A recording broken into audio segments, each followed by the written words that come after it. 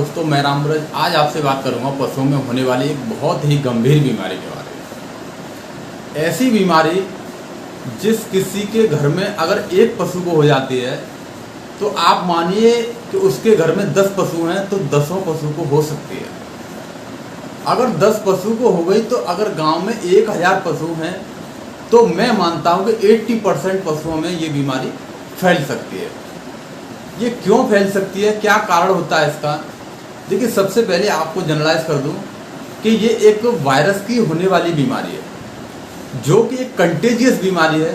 यानी कि जैसे कि कोई इफेक्टेड पशु है तो इफेक्टेड जो पशु है उसकी आपके लारी में और आपकी गोबर में, आपकी पेशाब में और आपके दूध में और आपके जो खुर होते हैं पशुओं के उसमें लीजन्स बन जाते हैं, उसमें आपको वायरस देखने को मिलेगा। ये वायरस हवा के द्वारा, कांटेक्ट के द्वारा, ये दोनों तरह से दूसरे पशुओं में फैल जाता है।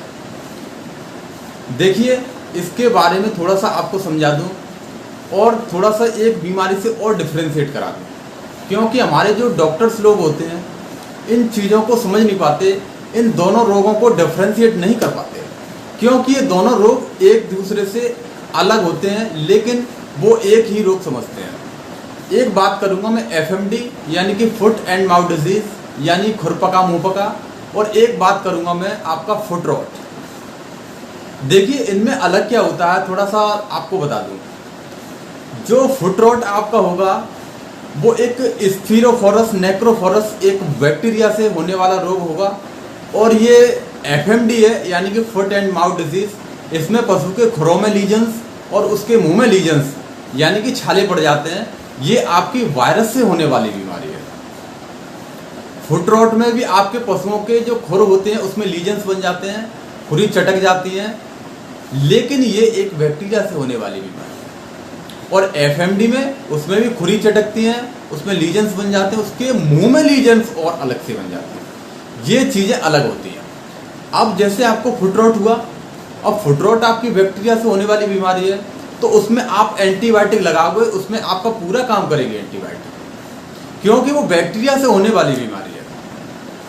अगर मैं बात करूं एफएमडी की यानी फुट एंड माउथ डिजीज, ये आपकी वायरस से होने वाली बीमारी है और आपका अभी तक कोई एंटीवायरस इंजेक्शन नहीं बनाया गया कि अगर पशु को कोई बीमारी हो जाती है उसके बाद में अगर कोई इंजेक्शन लगा दो तो वो बीमारी ठीक हो जाए। ऐसा कुछ नहीं है। देखिए, मैं बता दूं आपको, आपकी मेडिसिन 2 तरह की होगी। एक तो आपकी मेडिसिन होगी प्रिवेंटिव मेडिसिन और एक होगी आपकी क्लिनिकल मेडिसिन। प्रिवेंटिव मेडिसिन वो मेडिसिन होगी जैसे कि बैक्टीरिया से, जैसे वायरस से आपका एफएमडी हो गया तो एफएमडी हो गया, उसके लिए कोई इलाज नहीं है, उसके लिए कोई दवा नहीं है।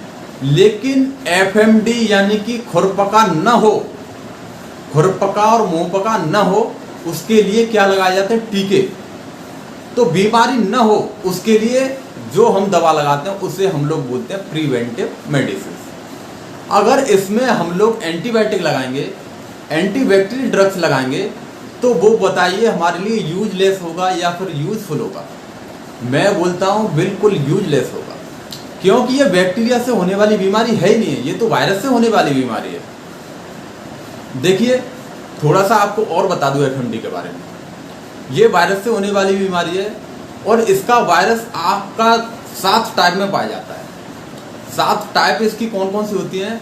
एक तो सेरोटाइप 1 होगी, सेरोटाइप 2 होगी, सेरोटाइप 3 होगी, सेरोटाइप ए होगी, सेरोटाइप सी होगी और सेरोटाइप ओ होगी और एशिया 1 होगी। यानी कि 7 तरह के इसमें वायरस देखने को मिलते हैं। वायरस 7 तरह के होते हैं लेकिन रोग आपका एक ही तरह का यानी कि देखने को मिलेगा पशुओं में। अगर पशु को एक सेरोटाइप से अगर रोग हुआ और अगर इम्यूनिटी उसकी डाउन होती है तो उसमें दूसरे सेरोटाइप्स इन्फेक्टेड कर सकते हैं। तो देखिए, अब आपको बता दूं कि एफएमडी में, खुरपका मुंहपका में आपको एंटीबायोटिक लगानी चाहिए या नहीं लगानी चाहिए। देखिए, मैं बोलता हूँ कि खुरपका मुंहपका में एंटीबायोटिक भी आपको लगानी चाहिए। क्यों लगानी चाहिए? क्योंकि ये इसमें वायरस अटैक कर देता है, जिसके कारण क्या होता है कि पशु की इम्यूनिटी गिर जाती है। इम्यूनिटी इतनी गिर जाती है कि पशु एक टाइम ऐसा आता है कि पशु खड़ा नहीं हो पाता, चारा छोड़ जाता है, और अगर पशु से अगर 10 किलो दूध हुआ तो उसका आपका 4 किलो ही दूध रह जाएगा। तो इससे इतनी इम्यूनिटी पशु की गिर जाती है। तो उस इम्यूनिटी में अगर हम कोई एंटीबायोटिक नहीं देंगे तो कोई बैक्टीरिया का इन्फेक्शन हो सकता है। एंटीबायोटिक हम इसलिए देंगे क्योंकि उसमें कोई बैक्टीरिया इन्फेक्टेड न कर जाए, कोई बैक्टीरिया का इन्फेक्शन न हो जाए, इसीलिए हम क्या देते हैं, इसीलिए हम लोग देते हैं उसमें एंटीबायोटिक। और हमें आइवरमेक्टिन देनी चाहिए। आइवरमेक्टिन क्यों देनी चाहिए? क्योंकि पशु के खुरों में लीजन्स बन जाते हैं, खुरी चटक जाती हैं, उसमें ब्लड चलने लगता है, जिसके कारण क्या होता है कि पशु के कीड़े पड़ जाते हैं। तो कीड़े न पड़ें उसके लिए हमें क्या देनी चाहिए? आइवरमेक्टिन देनी चाहिए।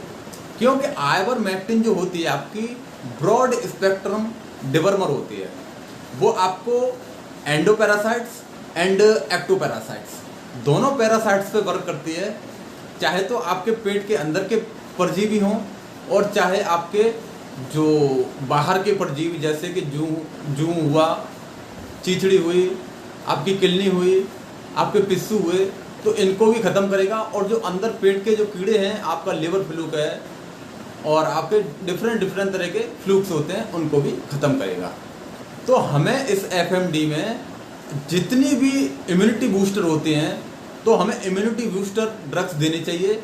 उसी से आपकी जो इम्यूनिटी है पशु की वो इन्हेंस होगी, उससे आपकी इम्यूनिटी बढ़ेगी, जिसके कारण क्या होगा, जो वायरस होगा धीमे धीमे उसका इफेक्ट होना कम हो जाएगा और पशु ठीक होता चला जाएगा।